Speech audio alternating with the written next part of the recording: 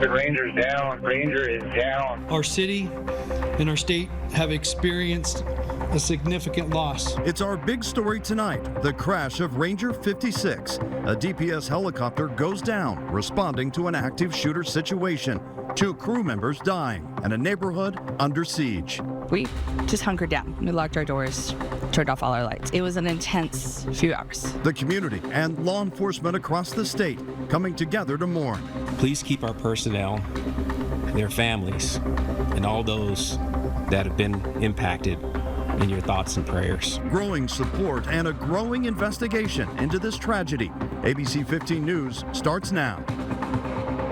A busy night as we follow 2 major stories in Arizona. And we begin with that deadly helicopter crash in Flagstaff after an hours-long active shooter situation. That investigation just now getting underway, police saying it will be lengthy and exhaustive.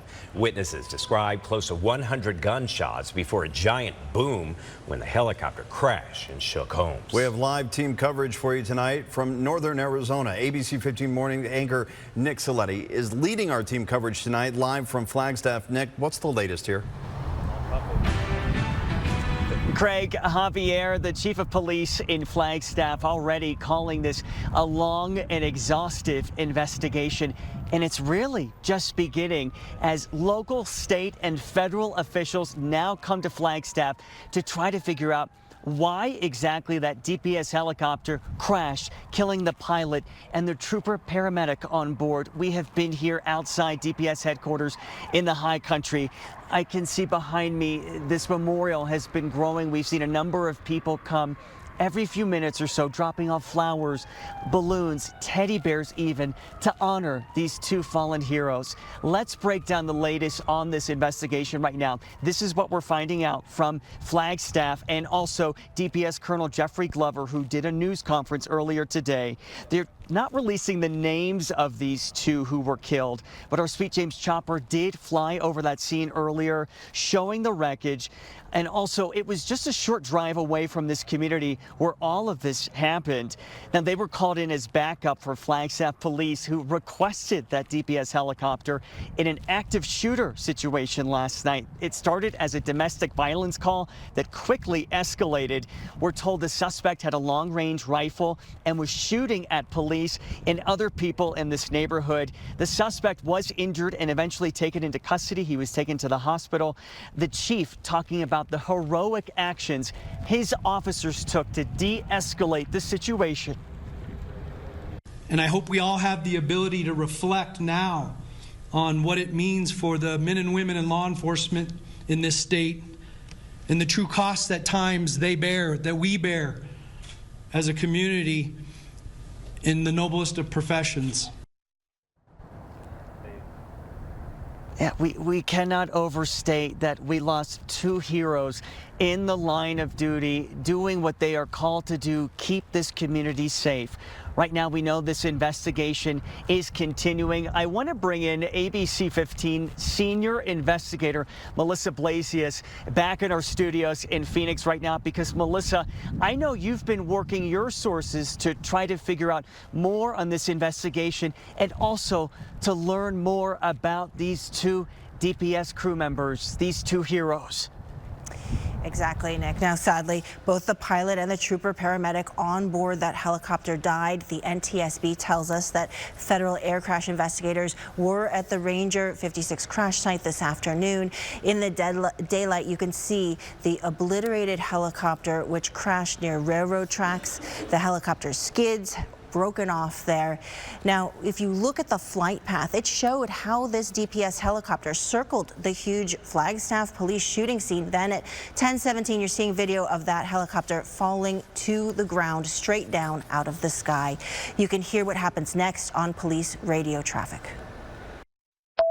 Ranger going down. Ranger 56 down. 200 Rangers down. You start medical immediately. I have multiple units. Ranger down. Ranger is down. Crashed north of the area near the train tracks. The crash. We can have medical roll. Fuel still burning off. I can't get up to it yet. Now, Ranger 56, the helicopter, was based out of Kingman. It is a Bell 407 helicopter built in 2004, one of 5 DPS helicopters statewide. It's unclear what caused it to crash, and the National Transportation Safety Board says it will look at 3 primary areas: the pilot, the aircraft, and the operating environment, and that they should have a preliminary report within a month. At this point, DPS is not releasing the names of the pilot and trooper paramedic who died. The agency is planning another press conference for tomorrow morning, and we do know that there is a vigil for that pilot happening tonight in Kingman. He had nearly 5 years experience with DPS, and the trooper paramedic had more than 3 years with the department. I'm Senior Investigator Melissa Blasius, ABC 15 Arizona. Nick, we'll send things back to you in Flagstaff. Yeah, Melissa, and just to add to more of the heartache here, DPS was doing what they were called to do to assist Flagstaff police in this active shooter situation. The chief saying earlier that they needed some eyes and ears from above, and that is exactly what DPS did, rising to the occasion to back up their fellow law enforcement agencies, saying earlier that these partnerships are critical to keep people in this community safe. I want to go ahead and lay out the timeline to show you how exactly this tragedy unfolded last night. First, Flagstaff police said at about 8:31, they got a call about that domestic violence situation off of Shelley Drive. And then for about 2 hours, there was gunfire back and forth between the suspect, who had a semi-automatic rifle, and also those Flagstaff police officers and a DPS trooper. We were told that they fired dozens and dozens of rounds. And then at about 10 o'clock, that DPS helicopter crashed right by the Lowell Observatory here in Flagstaff. As Melissa mentioned, both of those crew members sadly were killed. We know at 10:20, the suspect was finally taken into custody. He was also taken to the hospital. Right now, we're working to learn the extent of his injuries, but we are hearing he will face a number of charges when he is released. In the meantime, our team coverage continues tonight with ABC 15's Eleni Dow live from the neighborhood where all of this took place. Eleni, you've been listening to people in this community. We know that they are also sharing in the heartbreak alongside our law enforcement. Yes, Nick, they are, and it was a terrifying night for all of these neighbors who saw all of this happening in all of their yards. Now, some neighbors decided to hide away from all of this, while others wanted to come out and see what was happening. A terrifying sight for neighbors just south of the Lowell Observatory. Officers running and police trucks driving by. A bunch of SWAT cars, police cars, sirens, everything else drove all down the street, so we were just watching it happen. Nico Lindgren was in the area when he saw all of this. There was like 5 or 6 separate rounds of multiple gunshots. Multiple rounds of gunfire echoed throughout the neighborhood. Found out it was close. It sounded close. And from that point, we heard it again. So we ended up like bailing because our room is like right by the street here.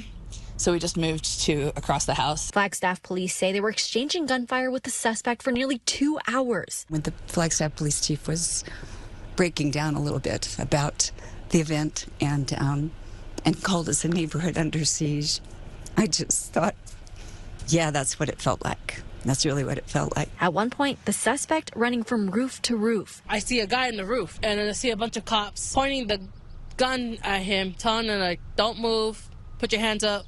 He listened for like a second or two, and then he didn't listen after. He rolled over and got out of the roof. Later into the night, as a police helicopter came, Lindgren witnessed this. What the? Bruh.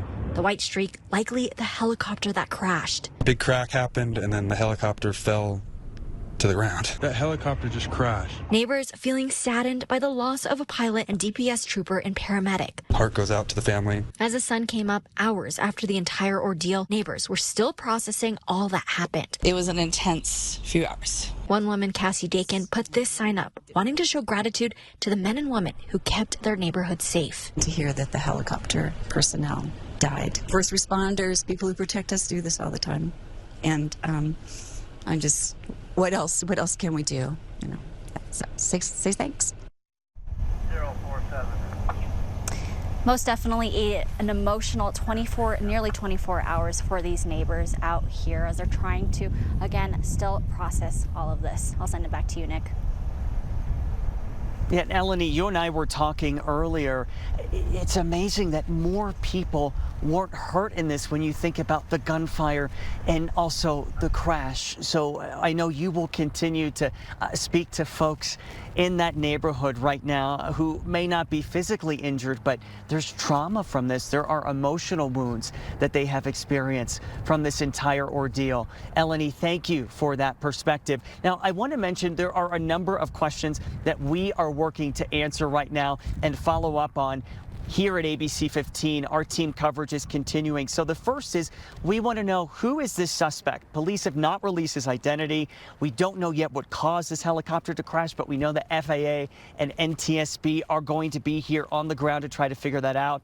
And also, were the helicopter crew members hit by gunfire? Could that have contributed to the crash? That's something we're reaching out to law enforcement to see if that may have happened here. And also, what is the suspect going to be charged with? As I mentioned, he is in the hospital, but likely facing a number of felonies after he is released. We are expecting more details on this investigation from the NTSB and FAA, who have joined forces to try to piece all of this together. But as we close here in Flagstaff, this just underscores the many, many dangers that law enforcement faces every single day. These brave men and women put those uniforms on and leave their homes and leave their families behind, not knowing if they'll get to return. Sadly, that is what has happened to two of those DPS crew members, and it goes without saying, our thoughts and prayers are with their families and loved ones and everyone at DPS. Absolutely, Nick. You know, so many emotions today for that community and for everyone in the law enforcement community. Again, we've seen departments across the state reaching out, sharing their thoughts and prayers and condolences with that department as well. Against that thin blue line, it connects all of them. Yeah, for sure. All right, great work up there, Nick. Thank you. As this big story develops and we learn more about the victims in that helicopter crash and the man who engaged in an hours-long shootout with law enforcement, you can count on ABC 15 to bring you the latest developments live in our newscast and on our ABC 15 streaming app, as well as online at abc15.com.